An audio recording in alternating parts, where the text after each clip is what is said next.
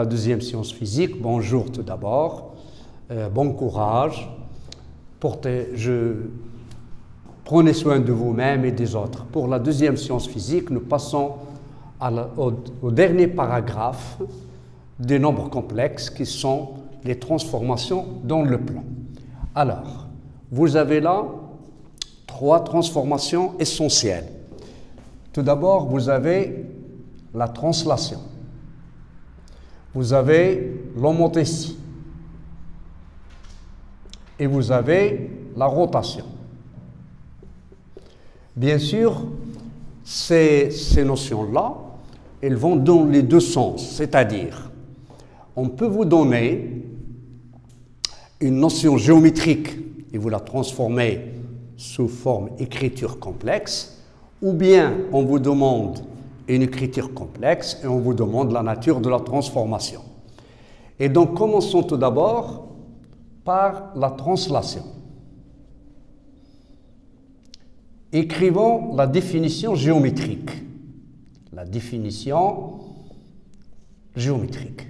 Tout d'abord, si vous avez un vecteur U d'affixe B, avec B appartenant à C, et un point M d'affixe Z,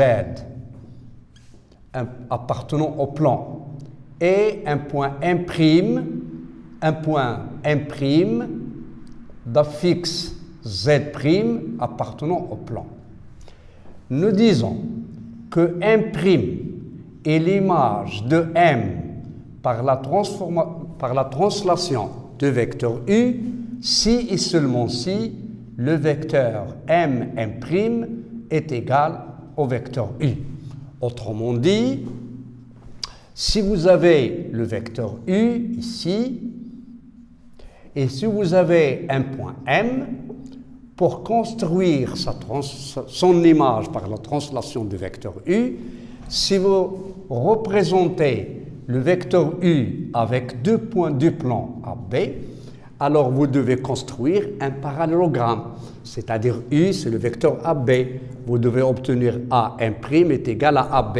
Donc AM', B est un parallélogramme. Et donc, vous construisez le vecteur AM. Ici, vous construisez la parallèle. Et puis ici, vous construisez là, voilà, M'. Voilà. Donc, l'image de M par la translation, c'est que le point M' est l'image de M par la translation, si et seulement si le vecteur M' est égal à AB. Or, ce qui nous permet de passer à la représentation complexe, l'affixe du vecteur M' va nous donner Z' moins Z est égal à l'affixe de U. Or, l'affixe de U, c'est B. Et donc, vous avez Z' est égal à Z plus B. Et voilà, c'est la représentation complexe. La représentation complexe d'une translation.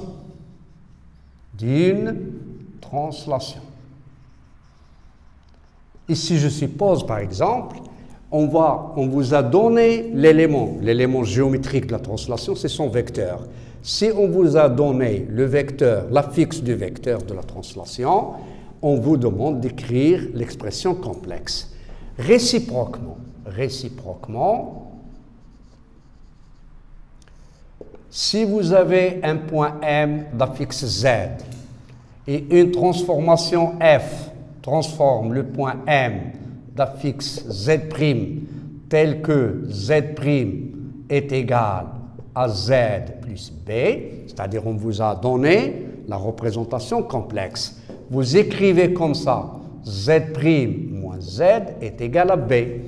Et vous considérons le vecteur U d'affixe B, on aura Z' moins Z, c'est l'affixe de M' est égal à U. Et donc, vous direz donc F est la translation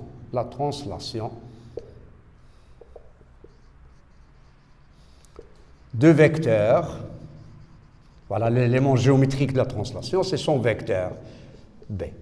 Par exemple, écrivons, exemple, si on vous donne le point A, d'affixe 1 plus I, on vous demande de déterminer l'affixe de A', l'image de A par la translation de vecteur U avec U a pour affixe 2 plus 3I.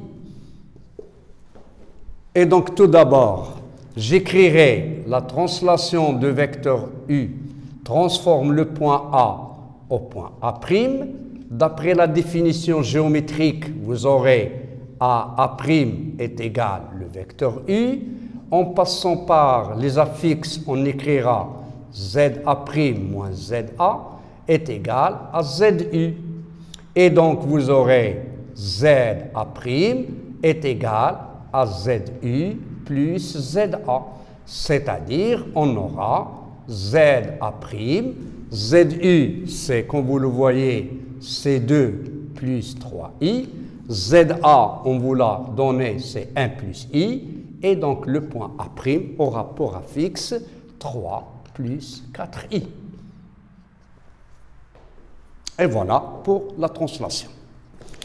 Passons maintenant à l'homothétie.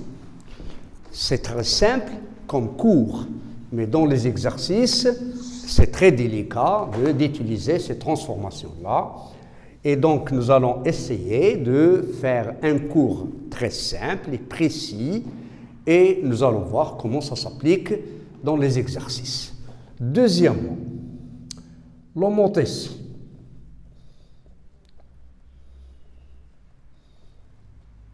Alors, l'homothétie, vous l'avez vu en tronc commun, je pense que vous ne l'avez pas oublié. C'est pour cela que nous allons la redéfinir géométriquement. Tout d'abord, l'homothétie possède un centre, oméga, d'affixe petit oméga, et de rapport K, un réel, avec bien sûr K appartenant à R étoile, moins le singleton 1. Nous allons voir pourquoi. Tout d'abord, la définition géométrique. Comme en gardant les notations que vous avez là, on aura H de M égale à M', si et seulement si oméga M' est égal à K oméga M. Et donc, pour le cas, si K égale à 0, ça serait la fonction constante, M' sera confondu avec oméga. Et si K est égal à 1, ça sera l'application identique. L'image de M, ça sera lui-même. Et donc, dans ce cas-là, si vous passez à la notation complexe, l'affixe de oméga M', ça serait Z' moins oméga égale à K. Et si j'insiste pour que ce soit une homothétie, il faut que le rapport K appartienne à R. Et ici, vous aurez K fois Z moins oméga. Si vous avez là oméga et vous avez un point M, remarquez que le centre, le point et son image sont toujours alignés. Et donc l'homothétie, soit on l'a fait pour agrandir la figure, soit pour la réduire. Et donc si K est supérieur à 1, vous aurez ici M'. Et donc les deux vecteurs, comme vous le voyez, sont toujours collinéaires. On dit que le centre, le point et son image sont toujours alignés. Le point là que vous avez s'appelle le centre. Et donc, comme vous le voyez, Z' s'écrira comme ça, Kz moins plus oméga moins K oméga. C'est-à-dire Z', c'est Kz plus oméga fois 1 moins K. Et que nous écrivons comme ça, Z' est égal à AZ plus B, avec A appartenant à R étoile moins le singleton 1. Remarquez bien, si A égale à 0, c'est A égale 0, tous les points auront la même affixe, c'est B, c'est-à-dire une application constante. Pour K égale à 1, vous revenez à la case ici, ça serait une translation. Et donc, pour que ça soit une homothétie, il faut que vous ayez Z' égale à Z plus B. Maintenant, vous êtes parti de la définition géométrique et vous avez trouvé l'expression complexe. Maintenant, faisons le contraire. Remarquez pour les homothéties, le seul point invariant, c'est-à-dire le seul point que ne change pas, c'est le centre, h de oméga égale à oméga. Et donc, réciproquement,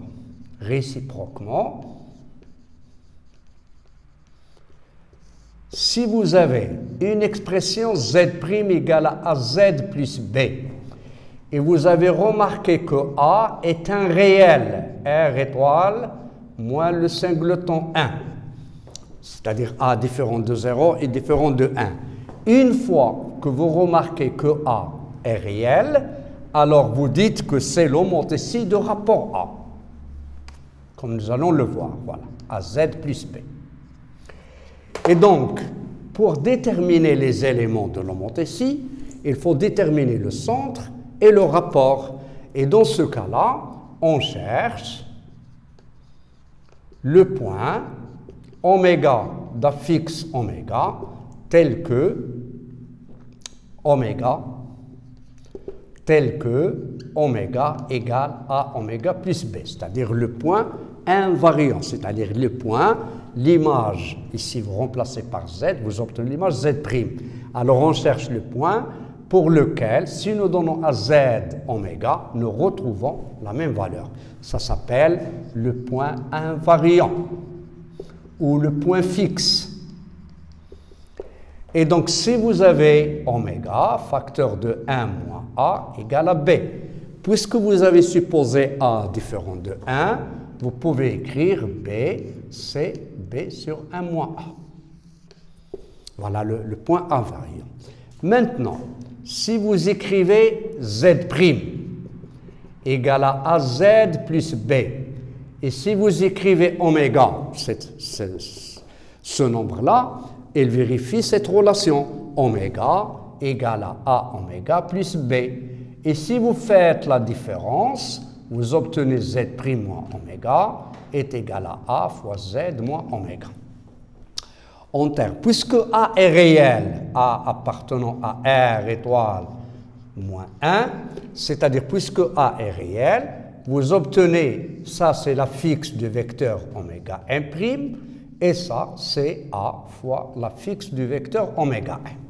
Et nous disons donc que la transformation, si vous l'appelez F, la transformation F, c'est l'homothétie de centre oméga d'affixe B 1 moins A et de rapport K égale à A. Prenons un exemple.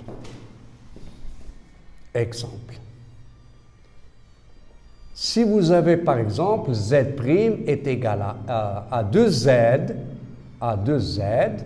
plus 2i plus 4.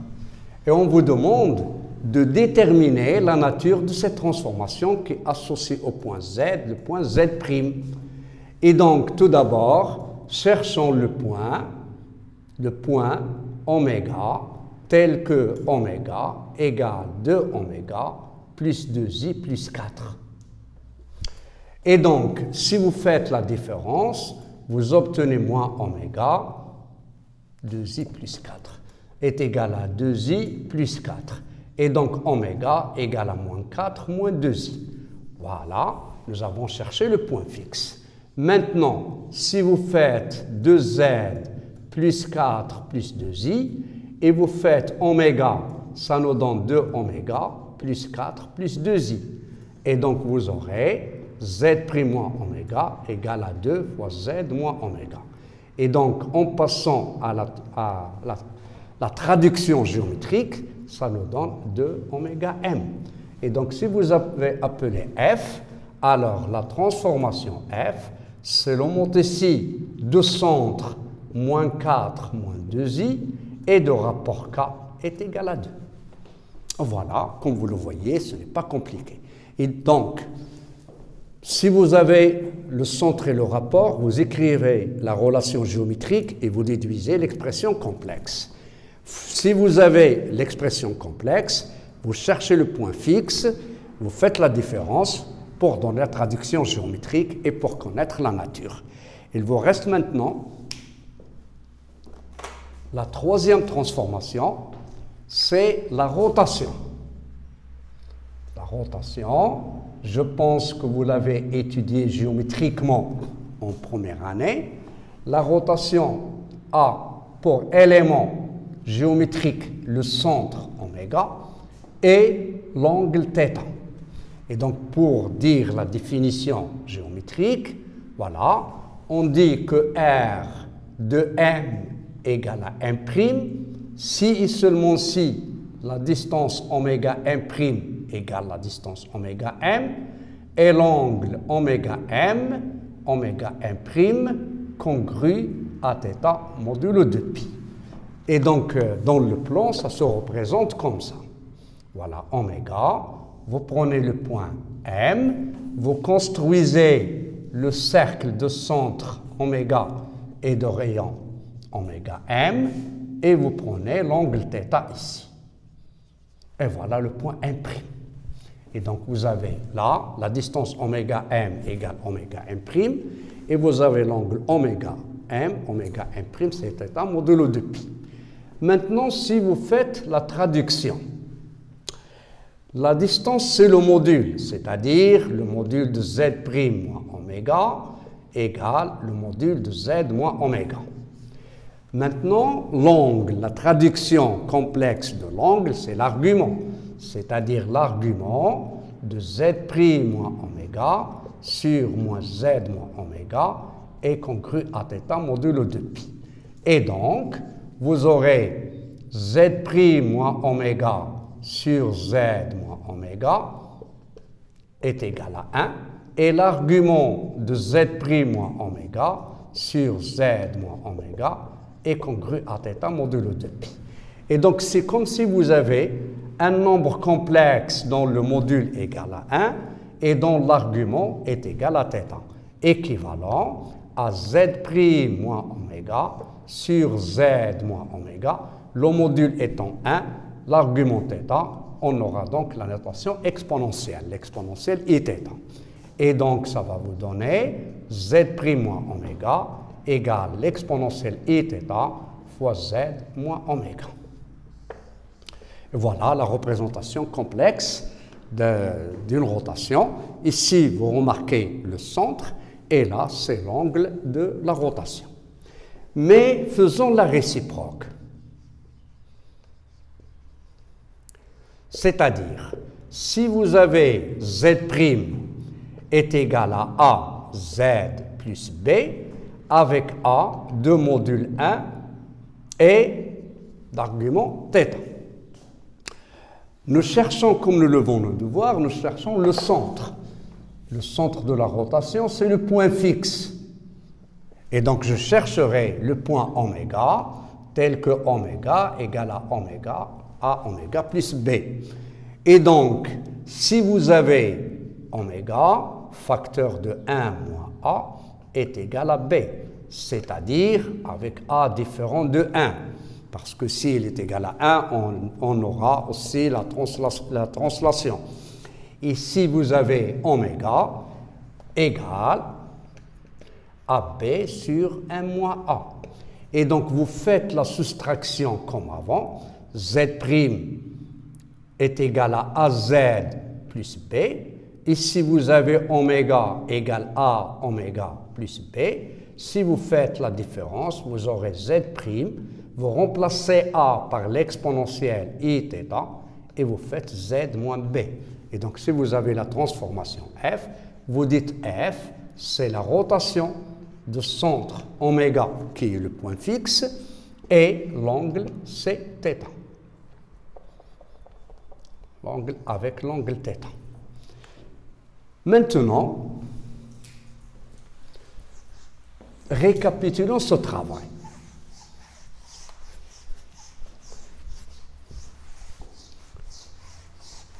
Donnons tout d'abord un exemple. Prenons par exemple, donner l'expression complexe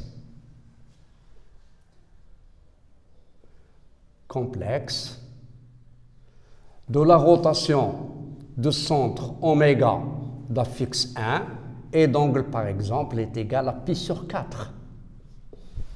Alors, j'aurai R de M égale à M', si et seulement si vous avez Z' moins 1 moins oméga égale l'exponentielle et pi sur 4 fois Z moins oméga.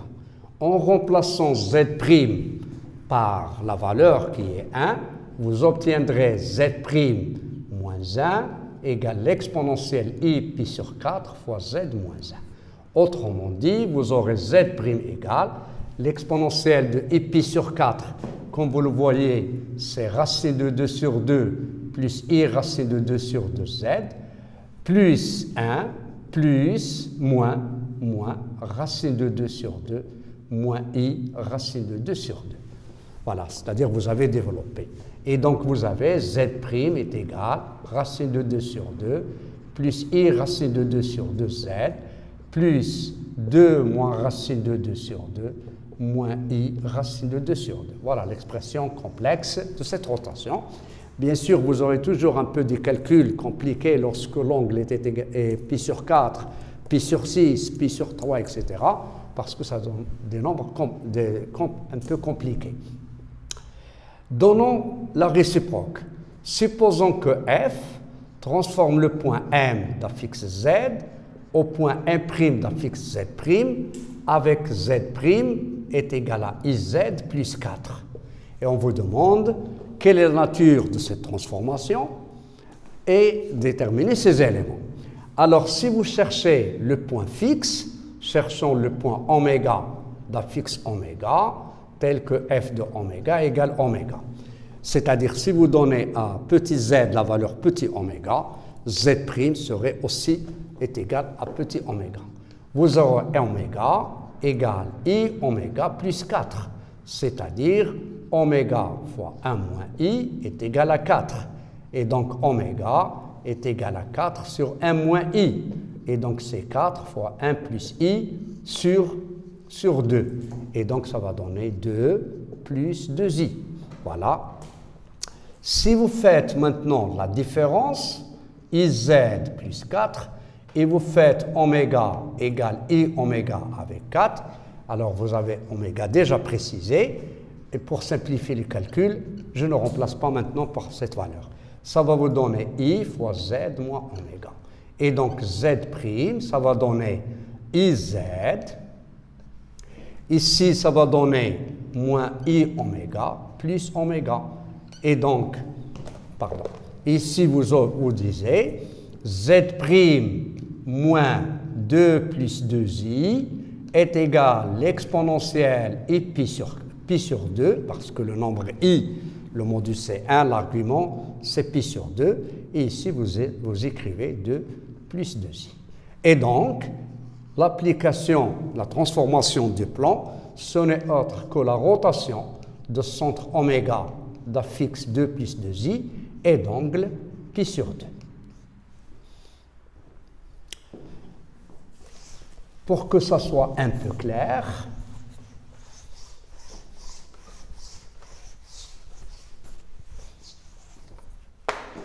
si vous avez un résumé, faisons là un résumé. Si vous avez une expression de la forme AZ plus B, alors vous avez trois cas. Si A est égal à 1, alors nous obtenons la translation. Si A appartenant à R étoile moins le singleton 1, alors cette transformation sera une homothétie. Et si vous avez A est égal à l'exponentielle iθ, c'est-à-dire le module de A est égal à 1, alors cette application sera une rotation. Le centre vous cherchez le point fixe, c'est-à-dire vous résolvez l'équation z égale à az plus b pour l'homothétie et pour la rotation. La différence, c'est ici, vous avez un coefficient complexe de module 1. Pour l'homothétie, vous aurez un coefficient réel pour nous donner l'alignement. Et voilà, c'est la leçon des transformations de Leplan et c'est le dernier paragraphe pour les nombres complexes. Et donc vous pouvez faire maintenant, on va faire des exercices de révision sur tout le chapitre des nombres complexes. Bon courage et merci.